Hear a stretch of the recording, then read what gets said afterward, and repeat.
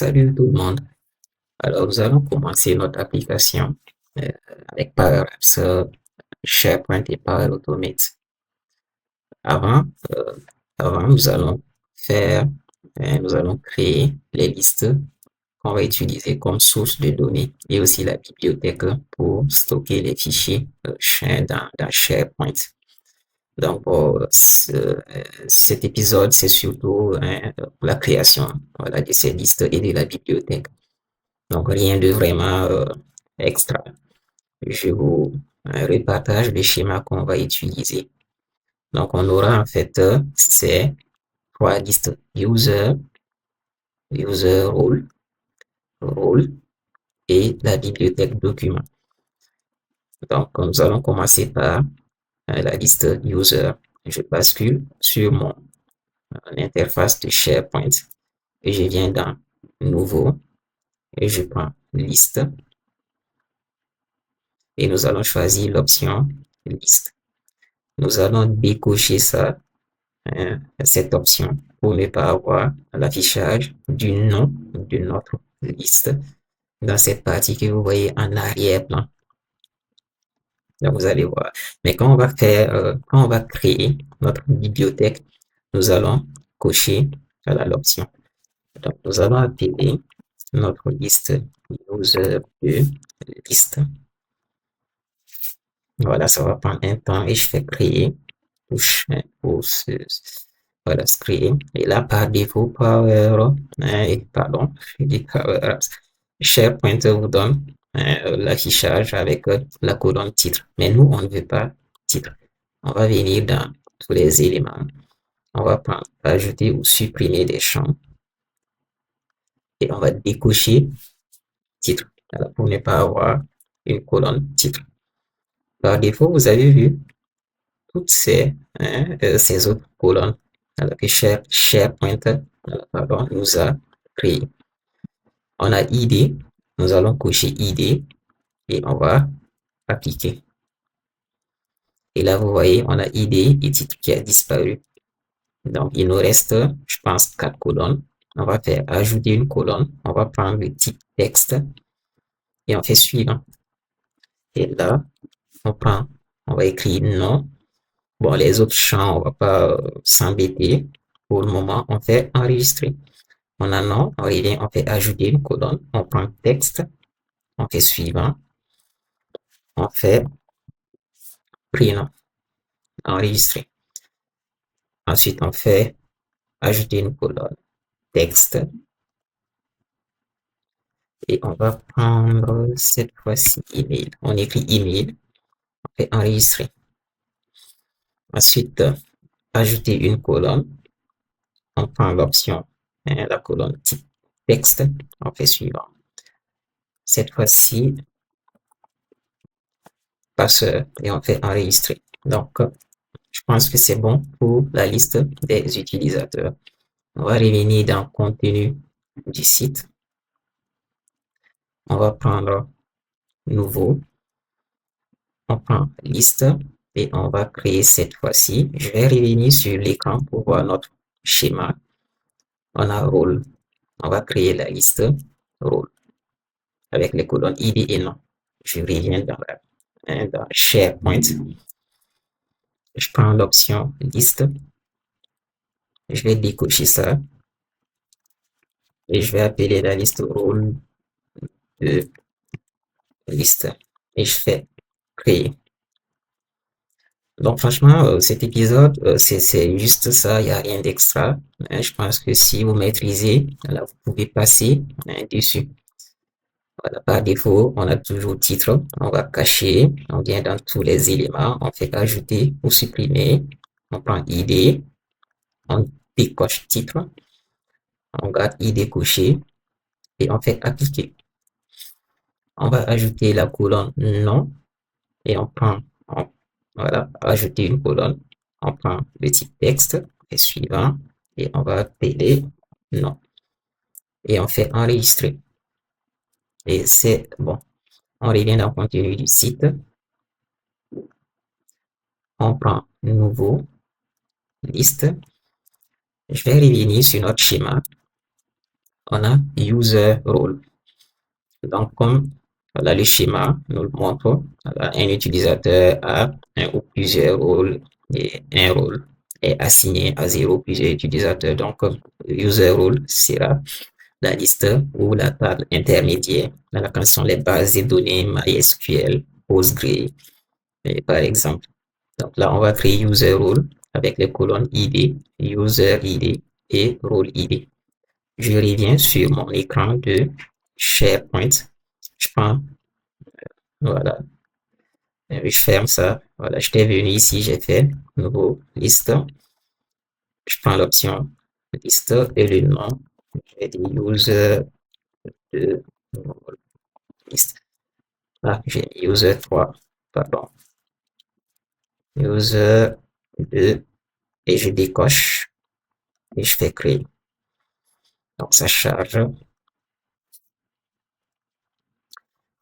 Par défaut, on a toujours titre, on n'a pas besoin de titre, on vient dans tous les éléments, on fait ajouter ou supprimer, on fait ID, on décoche titre, voilà, mais ID on coche et on fait appliquer. Voilà, par défaut, voilà, comme vous voyez, je ne sais pas si je l'avais dit tantôt, voilà, ce sont des colonnes que SharePoint nous rajoute. On n'a pas besoin de pour le moment, je fais appliquer. Et là, je vais ajouter une colonne. Cette fois-ci, je vais prendre nombre. Voilà, je vous disais que c'est ce que nous allons faire, c'est une des manières pour faire une relation. Parce que l'autre, il y a une autre manière de faire des relations. On peut prendre le type recherche, voilà, mais nous allons utiliser simplement une autre manière. Donc, on va prendre l'option nombre, on fait suivant, et la colonne va s'appeler user ID, on fait enregistrer, ajouter une colonne, nombre, et on fait suivant. Et on va l'appeler, si je ne me trompe pas, hop, pardon, qu'est-ce que je fais?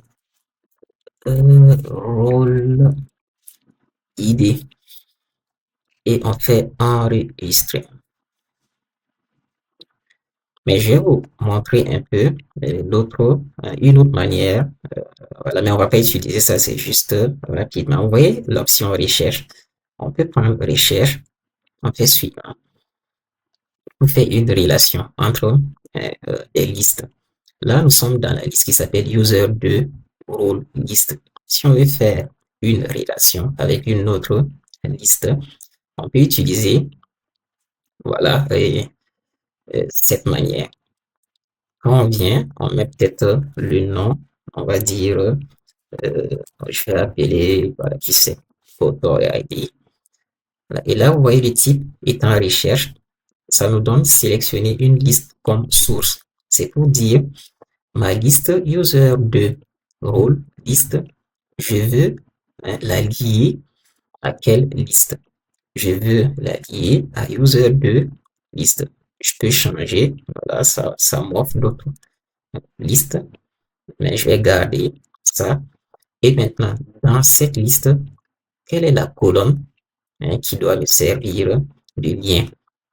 Voilà, au niveau de, voilà, de SQL, tout ça, et c'est ce qu'on dit, la clé étrangère qui fait référence à telle colonne, voilà, de telle table, si vous voulez. Voilà, donc ici, la lecture, ça sera author ID comme clé étrangère qui fait référence. Ici, on dit sélectionner une colonne dans la liste ci-dessus.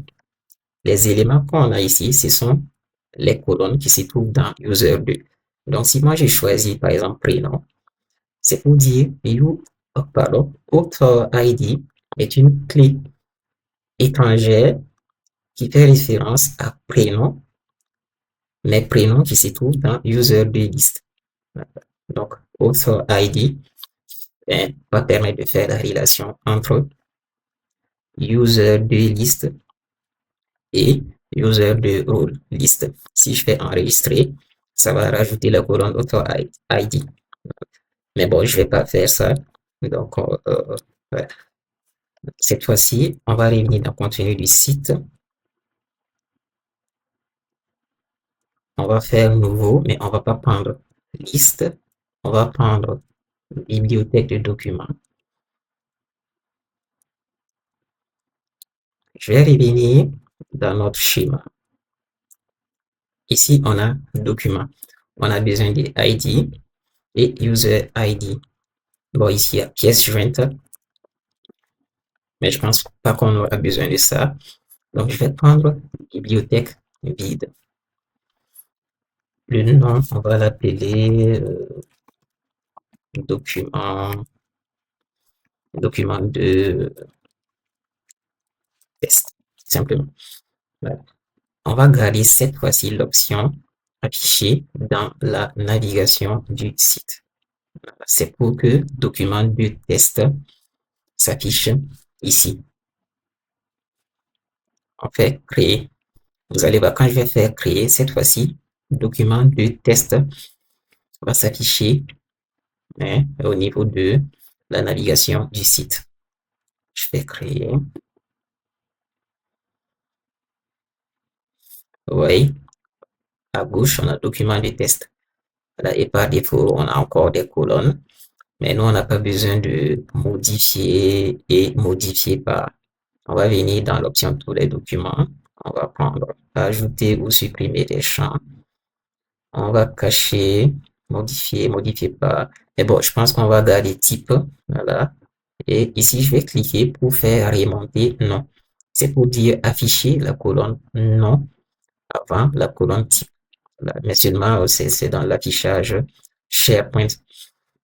Et je vais, voilà, cocher ID. Voilà, toujours, je vais faire remonter ID en premier. Voilà, et c'est bon. Et pourquoi pas, taille du fichier. Et je fais appliquer. Et je vais rajouter, je pense, voilà, voilà, je vais prendre nombre. On va créer, voilà, on dit ajouter une colonne, nombre, on va créer user ID, voilà, qui va me servir de clé étrangère, et on fait enregistrer. Voilà. Bon, je vais voilà, faire tous les documents, ajouter ou supprimer des champs. Je vais afficher, je vais changer l'ordre d'affichage en faisant remonter user ID. Voilà, ici, et on fait appliquer. Voilà. Donc, c'est tout bon. Franchement, vous voyez, il y a rien d'extraordinaire. Je pense que ça, si vous maîtrisez, vous pouvez passer dessus. Voilà, donc, prochainement, nous allons créer les interfaces utilisateurs pour se connecter et pour s'inscrire. Voilà, et nous allons enregistrer et pouvoir nous connecter et nous inscrire. Donc, ça sera pour la prochaine fois. Merci à vous.